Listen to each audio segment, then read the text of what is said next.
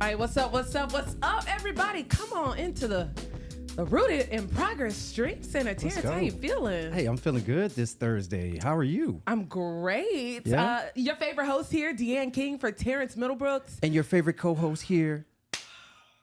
It depends on the day. I don't get no love. It depends on the day. Terrence, we are finally at this episode that you didn't think was going to happen. Yeah, it's been a long time discussing this episode here, and we are proud and happy to finally be here. Yeah. And have this wonderful guest in our studios. We're welcoming in somebody who you all know. You love them. Yes. You might not know him enough, but we're gonna dive into Mr. Todd Bowles. Let's give it up for our head coach of the Tampa Bay Buccaneers joining us on Rooted in Progress. How you doing, Coach? I'm doing great. How you guys doing? Coach, welcome to Rooted in Progress. Are you really ready for this? I'm ready. Let's go. Oh, man. I'm so excited. I feel like Terrence was talking about it too, how most people see you, but they don't see you. You know, there's like a whole nother layer. Can we peel back that layer a little bit? Yeah, a little bit. We know Coach Not Bowles. all of it. We know Coach Bowles from the press conference, and for those that are not in this Tampa Bay area, Coach Bowles is the head coach of the Tampa Bay Buccaneers. You should know that. Yes, you should know that. And we know Todd Bowles, or you normally see him in front of the camera, press conference, on the sidelines. Mm-hmm. We're going to dive deeper. We want to know who Todd Bowles really is outside the headphones, not these that you're wearing right now, but when you're just relaxed and, and chilled outside and of laid football. Back. So we're happy to have you. I want to start with young Todd up in New Jersey. Tell the folks where you were born, where you were raised, how life was like living in good old Elizabeth. I was born and raised in Elizabeth, New Jersey. Where's that? If you don't know, it's right next to Newark Airport. They built the section in Newark that's partly in Elizabeth. I grew up in Elizabeth, if you know anything about Elizabeth, downtown, and 26A Pioneer Homes, which was the projects. And we were probably one of the most feared projects around. And really? Worse than Camden, New Jersey? No, Camden was rough. Because I used to live not too far from Camden. We had the best in athletes. We had the best in drug dealers. We had the best in a little bit of everything. But, I kind of grew up that way. So you're well-rounded. I am very well-rounded. Not to say I did any of it, but I have seen a lot. Wow. Yeah. Like what? So what was the neighborhood like for you just growing up in the streets of Elizabeth? It was normal for me because I lived there. So you don't know these things are around. Everybody who did everything, you were very good friends with. So everybody took care of everybody in the neighborhood. But, we had some that were athletes. We had some that were good students. We had some that were pretty much streetwise, pretty good street guys. And we had some that were good basketball players. And we had some that were good drug dealers. Yeah. Wow. How about you just tell us about sports? How'd you get into sports? Like, what was your first sports that you started playing? Football and baseball were my two sports right there. And I played some basketball as well. But I got into sports because my mother said it's too many of y'all in here. Get out the house and go outside and play. So you go outside and play. And I had two older brothers and an older sister. So they were playing and bringing me with them. And my brother Lenny, my oldest brother, actually taught me how to play baseball. And my cousin Curtis, along with my brother Lenny, taught me how to play football, and I always played with the older guys. I always played up, and you had that. That's kind of how I learned it. Nice. Is that when did you realize and have that realization, like, oh, I'm good at this. Like, I could go to the next level and beyond. I didn't realize I was good in football till I was like a sophomore in college, probably a sophomore in college. I thought I was good in baseball. I thought I was going to be a baseball player. You thought you were a better baseball player than a football player? I knew I was a better baseball player than a football player. I was a better baseball player. Football was my favorite team sport. Baseball was my favorite individual sport. That's interesting. I want to, can we do it, Terrence? Let's do it. Can we pull up some video, a picture from Elizabeth High School? Yes. Ooh, you ready for this?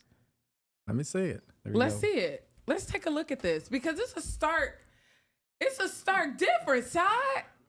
What happened? That was 1981. Hey, but Michael Jackson had an afro back then. What do you want to happen? I love these photos. I think just going back, when you go back and you reminisce and look back at whether it was your high school career or your college career, what are some of those fond memories that you have?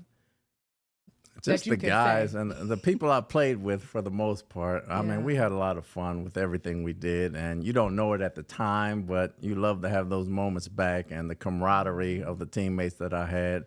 We had some of the funniest times on the bus and everything else, so those are the things I remember most. I mean, what, you want me to get hair plugs now? No, I don't want you to get a hair plug. I like the bald look, you know? Me too. I like the bald look, but the afro, that's classic. It was in style back then. Yeah? It was in style back then. You had a pick. I had a pick, yes. Did you have one with the fist on it? I did. There you go. I did have one with that's the the fist original. on it. Black and out I did have one with the fist on it. So, Coach, coming up, you played football, baseball in high school. When did you realize that I was good enough to play in college and move on to the next level from that point on? My senior year, I started getting a couple calls and a couple offers, and, you know, Temple allowed me. It was Temple, Rutgers, West Virginia, a lot of teams on the East Coast. So, you know, I ended up picking to go to the Temple, and I was a wide receiver and a defensive back, and so they recruited me as an athlete. And when I got there, the defensive coach was a defensive coordinator. He said, "You're going on defense," and that was that. I actually played corner my first 2 years before moving to safety. Did you like that? Is that I something? did. I was both in high school, but you play ball where you play ball at. You kind of learn both. If you learn corner, you know safety and vice versa. So I just went with the flow. So at the University of Temple, go Owls. I had a couple relatives that went there. When did you know you were ready for the NFL, or there's a possibility that you could play at the next level? Again, I was a redshirt sophomore. Our corners coach, Kevin Ross, that works for the Bucs, I was actually playing behind him. Wow. He was an All-American corner, and he played for the Chiefs and the Falcons. He played up to about 15 years in the league. He broke his ankle, and my redshirt freshman year, and they threw me in the game. And I got a pick all the way down to the 2. I was player of the week on the East Coast, and I finished out the year at corner. And when I came back the next year, we had 2 All-American corners because Kevin came back and the other one was on the other side, my roommate Anthony, and I was the biggest out of the 3.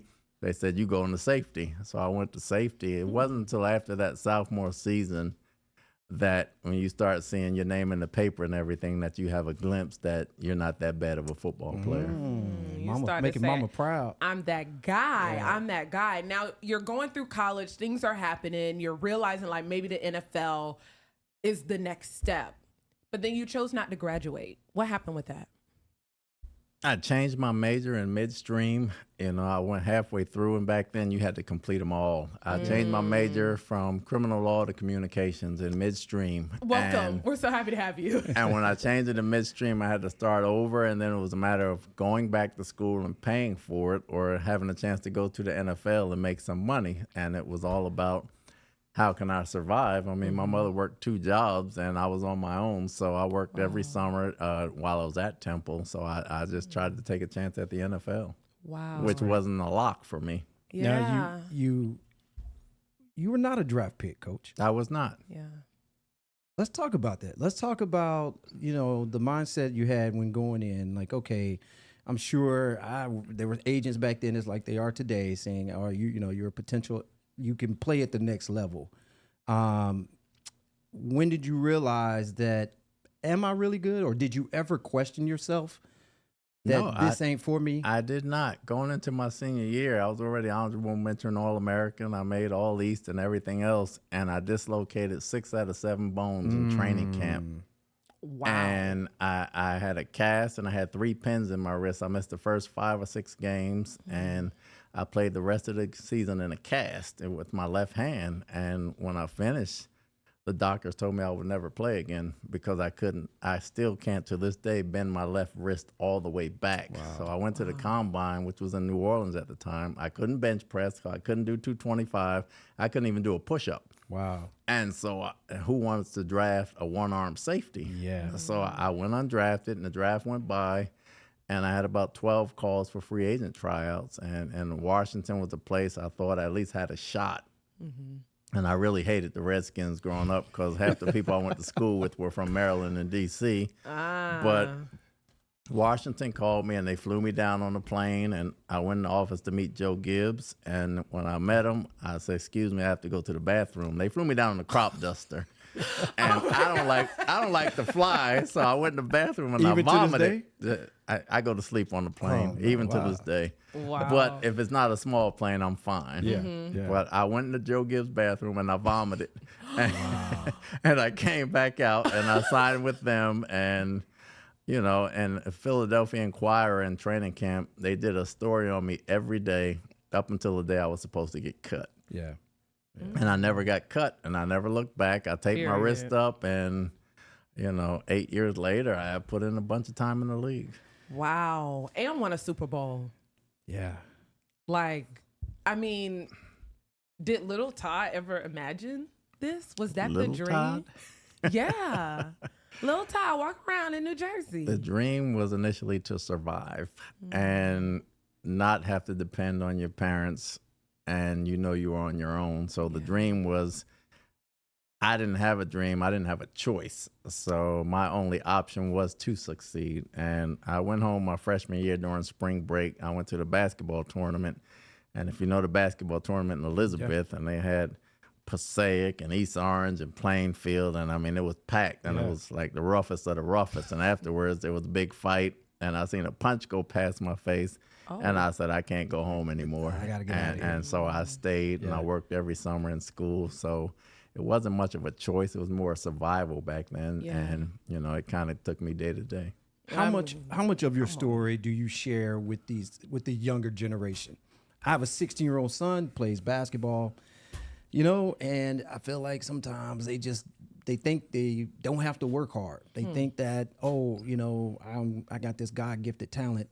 I can shoot a ball, I can run fast or whatever. But until adversity slaps them in the face, they don't know how to bounce back. So how much of your story do you tell a lot of these incoming rookies year after year? I don't tell any of my story unless they ask. There was a free agent that asked, and I'll tell him part of it, but it's a different time. It is. Back when I grew up to where we are now, you never want the younger generation to struggle as much as you did. So you try to do everything you can to uplift them to be young men and everything else. So if they ask me, and, they're probably my 60th birthday, probably a year and a half ago, they showed some highlights of me to the team because half of them didn't even know I played. They just think I coach for a living. They don't know I have kids. They don't know I'm married. They just think I'm a coach and I'm there at their beck and call, and I don't exist other than that. And my batteries run out, and I'll see them tomorrow. That's kind of where they are.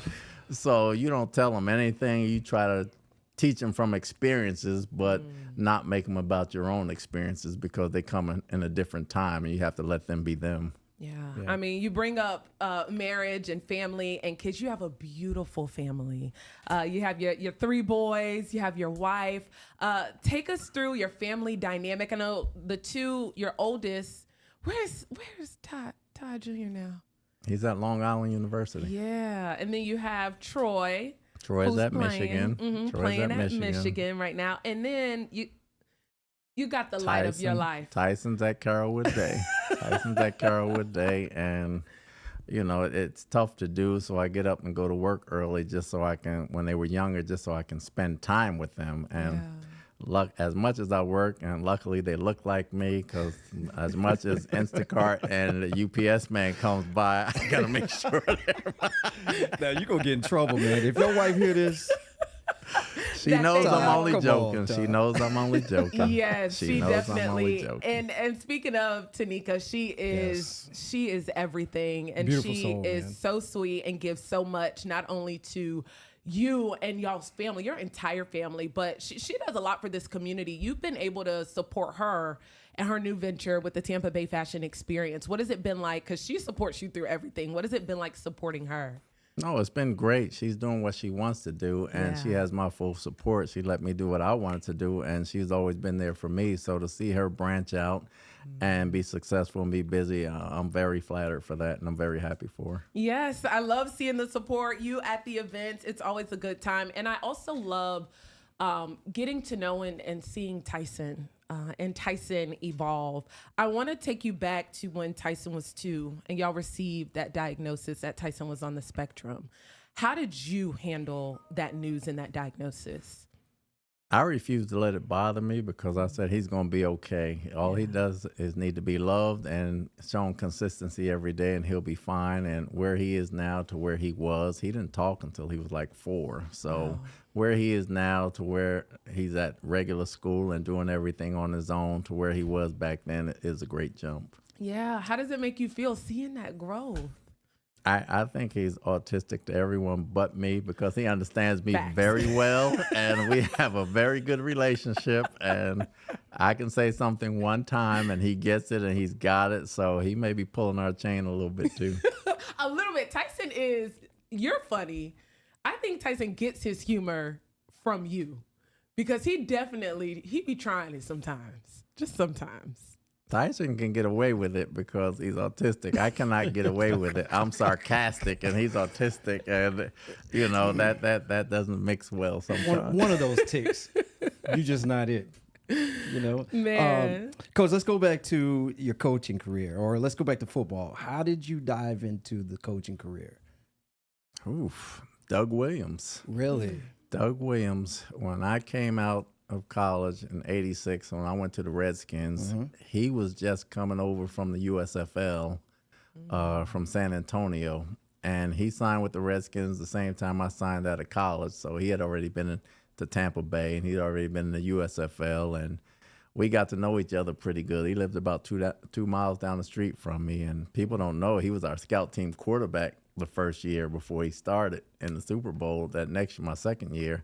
And he used to go against me every day. So when I finished, I scouted for Green Bay back in '96. He scouted for Jacksonville. We both had the East Coast, and we knew each other very well. I mean, his mother made me sweet potato pies for Thanksgiving every year. Come on, somebody. So Doug, and he grabbed me one day and said he's getting a head job at Morehouse College. Would I like to be the defensive coordinator? Wow. I had never coached before. I turned him down. I said, no, Doug, I don't want to do that. And he asked me about 5 times, and about the 6th time, I said, well, let me see if I like it. Let me go down here to Morehouse College. So Doug is the first person that got me into coaching. Wow. And then you went from Morehouse to Grambling. Because Doug left Morehouse after 1 year, and he went to Grambling. Now, he took over after the legendary Eddie Robertson had just left that year. Yes, he did. So you did that 1 year, is that right? I did 2 years in Grambling. 2 years at Grambling? I did 2 years in Grambling. And wow. That taught me probably more coaching and dealing with young men than I've probably ever learned anywhere else, and I wouldn't trade it for the world. That's amazing. Wow. What happened? What did you learn? What were those experiences that made you feel that way? I mean, you had some great young men. We had some very good athletes, but they didn't have a lot, at that time. Yeah. So I'm cooking every Sunday. Now, we're talking like HBCU you were cooking from the 90s. I cooked for a few players here and there, and we did a lot. We did a lot of things together. Too, so those guys ended up being great athletes, and I had one of the best times of my coaching career the 2 years I was at Grambling. Now, everyone that's followed you throughout your career, like myself, know that you are a defensive mastermind. Mm-hmm. Now, under the Todd Bowles tree, defense. Under that coaching tree that you come from, where'd you learn such amazing defense? I wouldn't call me a mastermind. Well, that's for sure. we all can say you've proved it. I've had so many great coaches that I worked under and played for, and it's like a conglomeration of everything. When I played for the Redskins, we had a guy named Richie Pettibone was our defensive coordinator. He was a safety for the Chicago Bears, and if you know Richie, when he played, he was 6'4", 230, and he was a safety. Wow. And Emmett Which Thomas, is unheard of. Yes, and Emmett Thomas was our defensive back coach, our corners coach. And Emmett's a Hall of Famer, and he's retired with the Kansas City Chiefs. So, and when I played, the safety ran everything on defense. You got the huddle call. You came over to the sidelines during timeouts. You had to make every adjustment, and if somebody messed up, they looked at me. They looked at me every single time, and I was like, you got to be kidding me. And it took me a little bit, and I had a guy in front of me named Curtis Jordan who taught me a lot because he was very smart. So that's initially where the scheme came from. We played a 4-3, a 3-4, a 5-2, 6-1. Was a nickel heard of back then? Yeah, I actually came in and played nickel. I played nickel at my rookie year. I actually played nickel my rookie year. It's not as prevalent as it is now, but it was definitely available back then because you went 3 wideouts, so it wasn't the Lombardi era. You know? Right. I'm making you sound older than what you are. You put me there. I am, man. Well, speaking of age and old, you've experienced so much, right? And being able to grow in this sport and in your career just really speaks for itself. So what have you learned the most about yourself, whether it was on the playing side or whether it's on the coaching side? You learn patience. You learn patience. From the playing side, you learn consistency. And you're going to be mentally tough, and you have to overcome everything. You learn patience and toughness as a player, and always do your job no matter what. From a coaching standpoint, you learn how to read people very well. You learn from different schemes and different teams, whether it's high school, college, peewee ball, 7-on-7. I kind of watch them all because when my boys coming up, I had to. And there's never a bad place to get a good idea. So you always try to navigate within that. But when I leave work and take that coaching hat off, leave it at work. Leave it at work and put music on and going home. And if it's not out of me when I get home, I'll go in the bathroom for 10 minutes and I'll sit down and I'll take a break, which is very rare. And you let it go. But I learned patience. That's amazing. Wow. And separation, right, between work and play. It's a minor separation. You take your work hat off, but in your brain it's always twirling. You're always working and you're always trying to find a way to get better. How do you balance it then? It's never a balance. There's never a balance. You're either full-time or you're not. It's a unique business, and unique coaching is a full-time job, and you balance it by making sure you can separate that and spend time with your family, and then you kind of pick it up when you go back in there. But you can think while you're with your family. That's nothing harm in that. As long as you don't go in a room and lock yourself in and look at the computer and try to figure it out, that's taking time away. But you work, you got some crazy hours, and that's what we do as coaches. Well, like you said, you it's around the clock, 24 hours a day, 7 days a week. Every day you have that hat on, and you talk about patience. If we go back to your wife and your family, when it comes down to that, how much of her patience have rubbed off for you to gain your patience? She has way more patience than me. She can see a lot. And I'm in it every day. It helps because I don't bring work home. Right. That's huge. And it helps because I've played it and coached it, and my boys play ball, so I can help them when necessary, but I don't go to their games and try to coach their team.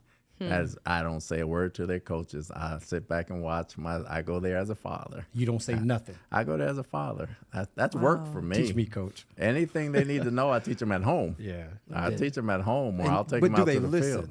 Yeah, they do. Oh, yeah. They do. Man, they do. They listen. That's where I fail. They listen. My son don't listen. They listen. How proud of you how proud are you of your boys? That is my biggest joy in life, and that is the reason I walk and live every day, and I'm just proud to be their father. Wow. Yeah. Come on, Coach. That's it. God. So what is Coach like outside of football when there's, when the season is over with? Really, let's say from about what? For 2 weeks of the year? Yeah, for about mid-February to what? Maybe end of March? June? No, not even. What is Coach like? What does Coach like to do? Does Coach like to cook? Does he I haven't been off until then. I don't get off until June. Yeah. The last 2 years, June, I've really? lost Okay. 2 coaches to head jobs, so I've been interviewing coaches at that time. Wow. So I've been working, so to speak. But when I am off and I get downtime, whether it's a Netflix show, my go-tos are NCIS and FBI and Law and Order, SVU, anything along those realms I can watch in a heartbeat. Raising Canaan, Power Book 2. Okay. And, Which I got to get caught up I can on. do Big Bang Theory and 2.5 Men till I'm blue in the face. And I watch mindless television, so to speak. And I'm a big NBA fan. I'm a baseball fan. And Who's your favorite baseball team?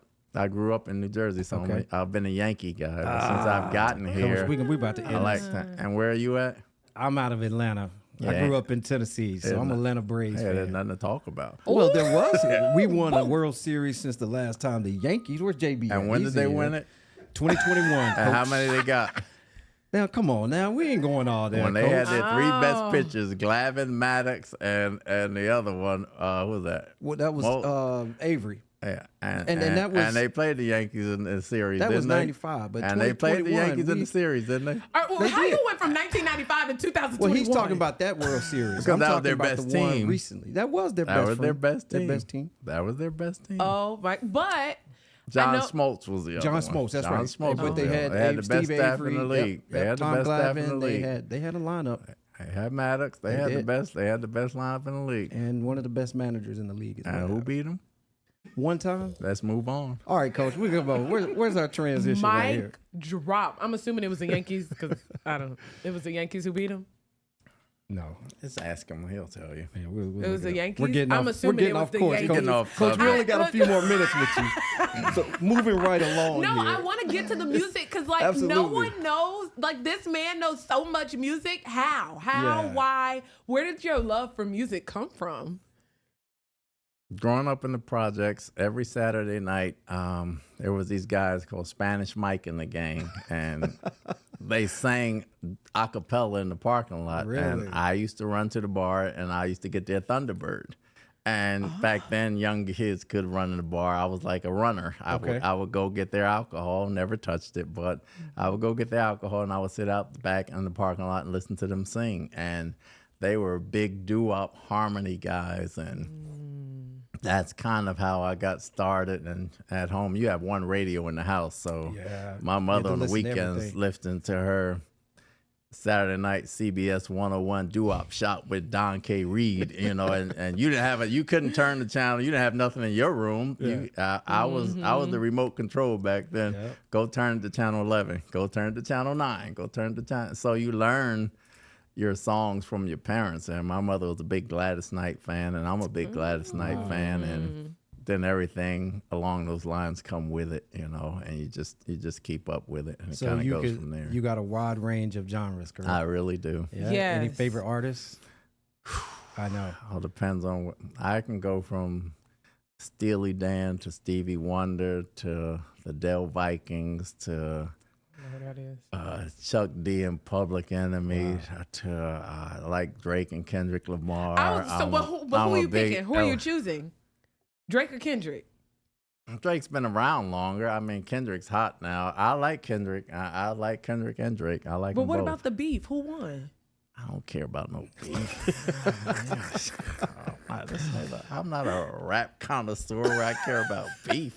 You're asking me. But okay, so Kendrick is hot right now. If you asking me, I'll go see Mo D, LL, and Chuck D and call it a day. Okay, that's perfectly fine. I do wanna circle back to your role and how it is a lot bigger and much bigger than football, because growing up in the projects, New Jersey, and you really honestly getting your coaching start at HBCUs, what do you want for the growth of football when it comes to seeing more people who look like us at your level or something similar? More offensive coaches.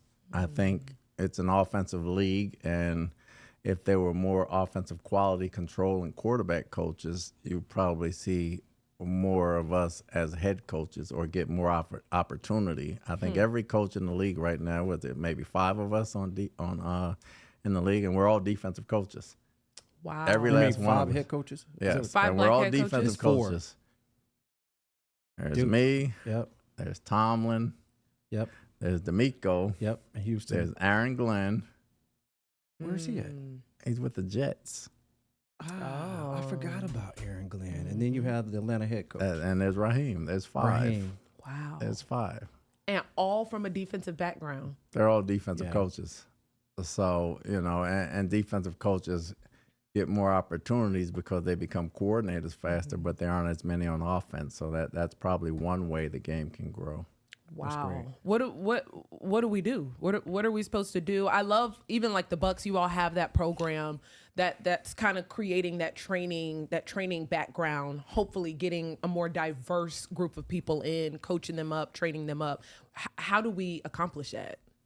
I wish I had all the answers. We have Fritz Pollard Alliance, and there's only 32 jobs, and there's over 118 D1 schools. That's not counting D2, D3, USFL, Canadian League, and there's a billion coaches, a billion of all races. There's a billion coaches, so it's not just us getting shafted. There's more of us up here. I get that, and there needs to be more, and I don't know what we do to get more, and you got to get in front of people, and and it's a network of who you know and who you try to talk to. So our coaching academy tries to bring everybody in, so at least you put them in front of you and you understand. And you may not have a spot for them right then and there, but if something opens up a year or two from now, you will remember that person. Everybody kind of goes off of who they know and who they've seen, or somebody on their staff that they trust, who they bring up to bring in. So it's tough. It's tough all the way around. Everybody can make a gripe right now. I understand we need more of them.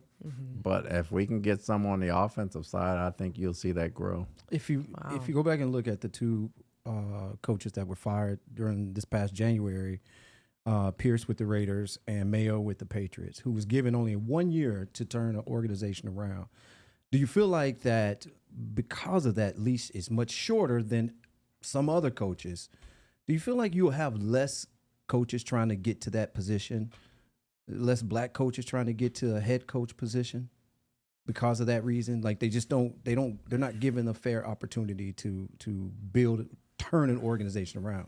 No, I mean, everybody eventually, if you're a good enough coach and you want to keep moving up the ladder, whether that's a head coach, coordinator, or stay as a position coach. I can't speak what happened to those two in their jobs in a 1 year tenure, but every team and every relationship is different. Every team is different. You hate to see it.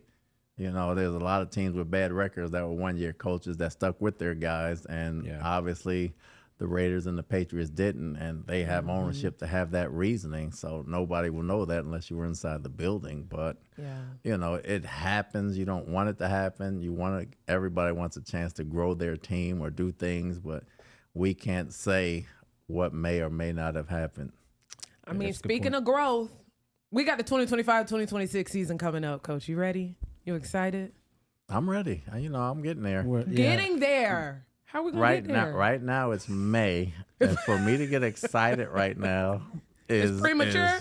We got a lot of work to do. So with the schedule just recently released, is there anything that you kind of do you look at it and just be like, is there anything that you mark, or is there a particular game that makes stands you out, nervous, or stands out, or anything? I look at the bye week when we get our bye week, and I look at how many cold games we will have in December, because I'm not a big cold weather person. Those are the two things I look at. The schedule gives us dates. We know who we're going to play when the season's over. So the people aren't important. It's just a matter of when. That you look for how many long distance trips you got, how many long back-to-backs do you have, and when's your Thursday night game? So when's your short week? And you look at those type of things. You already know who you're going to play. I mean, that's irrelevant. It's just the location, the time, and how they have you matched up back to backs. That's hilarious. That's what you look at. When the bye week. Bye week. That's the first thing you're looking for. Because if it's early, you don't have anything for the stretch run. So if people get hurt, you don't get that break. And if it's too late, you kind of want it in the middle, week 7, 8, and 9, and you kind of want that break in the middle. So in the Thursday game, you get 10 days after that, so that's a mini bye. So you always look at that first, because if you get it week 3, the rest of the year, you humping it. You're humping it. So I always look at those type of things. Okay. And mini camp, how's that going? Rookie minicamp went well. I mean, the rookies, they're learning. They're in the learning stages. They got integrated with the vets this week in phase 2. So they're all getting the playbook down. The object of minicamp and what we do right now is to get them caught up with the vets. So when training camp comes in July, they're on the level playing field and they understand what to do and how to do it and play faster. Two big players, or at least for me personally, I'm all big on storylines. And I think, of course, you have Shiloh Sanders, you guys picked up as an undrafted free agent. But Desmond Watson, what a great story. Is that the big guy? Yeah, the guy is from down the street.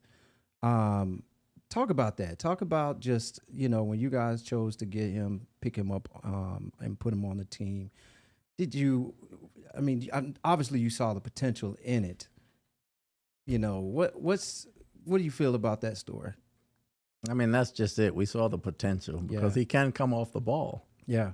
It's just a matter of getting him in a little better shape and understanding and giving him a chance to compete once summer camp comes.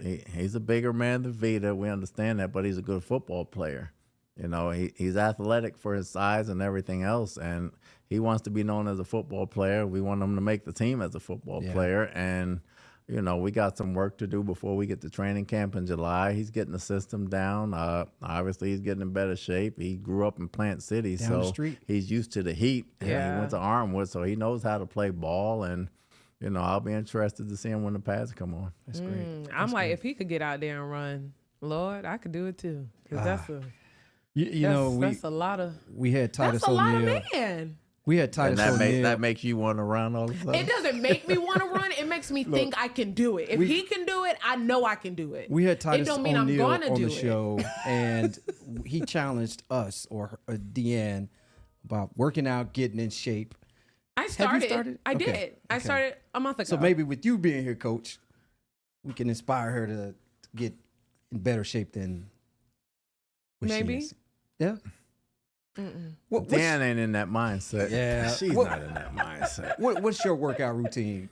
I work at every Monday, Wednesday, Friday at 3:30 a.m. I do a cardio circuit weight-wise, and Tuesday and Thursday are big stretch days for me.